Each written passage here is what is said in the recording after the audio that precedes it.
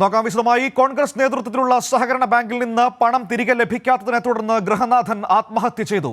നെയ്യാറ്റിൻകര മരുതൂർ സ്വദേശി സോമസാഗരമാണ് വിഷം കഴിച്ച് മരിച്ചത്. വിവരങ്ങളുമായി വിജിൻ ചേരുകയാണ്. വിജിൻ, ദാരുണമായ സംഭവമാണ് ഉണ്ടായിരിക്കുന്നത്. എന്താണ് യഥാർത്ഥത്തിൽ നടന്നത്? മകളുടെ വിവാഹാവശ്യത്തിന് പണം ആവശ്യപ്പെട്ടിട്ട് നിക്ഷേപ തുക ബാങ്ക് തിരിച്ചു നൽകാത്തതാണോ ആത്മഹത്യയിലേക്ക് നയിച്ചത്? തീർച്ചയായും നെയ്യാറ്റിൻകര പെരുമ്പഴുതൂർ സർവീസ് സഹകരണ ബാങ്കിൽ നിന്ന് ഇയാൾ നിക്ഷേപിച്ച 5 ലക്ഷം രൂപ മകളുടെ കല്യാണ ആവശ്യത്തിനായി തിരികെ വേണമെന്ന് ആവശ്യപ്പെട്ടിരുന്നു. നിരന്തരം ഇക്കാര്യം ആവശ്യപ്പെട്ട് ബാങ്കിൽ ചെല്ലുകയും ചെയ്തു. പക്ഷേ പണം തിരികെ ലഭിക്കാത്തതിനെ തുടർന്നാണ് ഈ നെയ്യാറ്റിൻകര സ്വദേശിയായ സോമസാഗരം, 55 വയസ്സാണ് ഇദ്ദേഹം വിഷം കഴിച്ച് ആത്മഹത്യ ചെയ്തത്. എന്തായാലും കഴിഞ്ഞ ഏപ്രിൽ 19-ാം തീയതിയാണ് ഇയാൾ വിഷം കഴിച്ചത്. ഇതിനെ തുടർന്ന് ചികിത്സയിലായിരുന്നു. ഇന്ന് രാവിലെയാണ് ഇയാൾ മരണപ്പെടുന്നത്. കോൺഗ്രസ് നേതൃത്വത്തിലുള്ള ഭരണസമിതിയാണ് ഈ ബാങ്ക് ഭരിച്ചുകൊണ്ടിരിക്കുന്നത്. നെയ്യാറ്റിൻകര മൈനു എന്ന് പറയുന്ന മുൻ യൂത്ത് കോൺഗ്രസ് നേതാവും നിലവിലെ പ്രാദേശിക നേതാവുമായ ആളാണ് ഈ ബാങ്ക് പ്രസിഡന്റ്. എന്തായാലും വളരെ ദാരുണമായ സംഭവമാണ് ഉണ്ടായിരിക്കുന്നത്.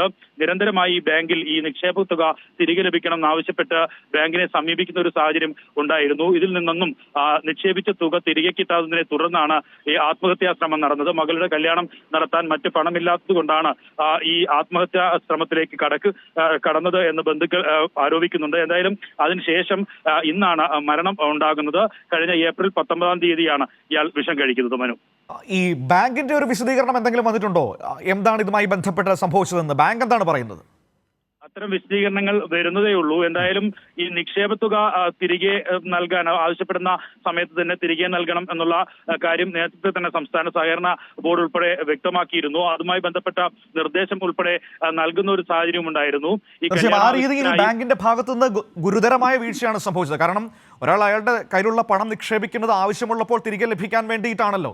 ഇവിടെ അദ്ദേഹത്തിന്റെ മകളുടെ വിവാഹാവശ്യത്തിന് ചെല്ലുന്നു, പണം പക്ഷേ തിരികെ നൽകാതെ ബാങ്ക് നിഷേധാത്മകമായ സമീപനം സ്വീകരിക്കുന്നു. അതൊരു ജീവൻ എടുക്കുന്ന അവസ്ഥയിലേക്ക് കാര്യങ്ങൾ കൊണ്ടുപോവുകയാണ്. വിജിൻ, യഥാർത്ഥത്തിൽ ഈ അനാസ്ഥക്കെതിരെ വലിയ പ്രതിഷേധം ആ ഭാഗത്ത് ഉയർന്നു വരുന്നുണ്ടോ? കാരണം നിക്ഷേപകരൊക്കെ നേരത്തെയും ഈ ബാങ്കിനെതിരെ ഈ രീതിയിൽ ആക്ഷേപം ഉന്നയിച്ചതായി ഇപ്പോൾ വിവരങ്ങൾ പുറത്തേക്ക് വരുന്നുണ്ട്. തീർച്ചയായും മനു, അത്തരത്തിൽ ഒരു വലിയ തരത്തിലുള്ള പ്രതിഷേധത്തിലേക്ക് നാട്ടുകാർ അത്തരം ഒരു പ്രതിഷേധ രീതിയിലേക്ക് കടക്കാനാണ് ഇപ്പോൾ തീരുമാനിച്ചിട്ടുള്ളത്. എന്തായാലും നിലവിൽ പോലീസ് അന്വേഷണവും അതുപോലെ തന്നെ സഹകരണ വകുപ്പിന്റെ രജിസ്ട്രാറുടെ അന്വേഷണവും നടന്നു വരികയാണ്. ഇതിന്റെ കൃത്യമായ കാരണം എന്താണെന്നതുൾപ്പെടെ പരിശോധിച്ചുകൊണ്ടിരിക്കുകയാണ്. എന്തായാലും ബന്ധുക്കൾ ഇക്കാര്യം കൃത്യമായി വ്യക്തമാക്കുന്നത് ഈ മകളുടെ കല്യാണാവശ്യത്തിനായി നിക്ഷേപിച്ച തുക തിരികെ ലഭിക്കണം എന്നാവശ്യപ്പെട്ട് നിരന്തരം ഈ സോമശേഖരം നിരന്തരം ബാങ്കുമായി ബന്ധപ്പെട്ടിരുന്നു.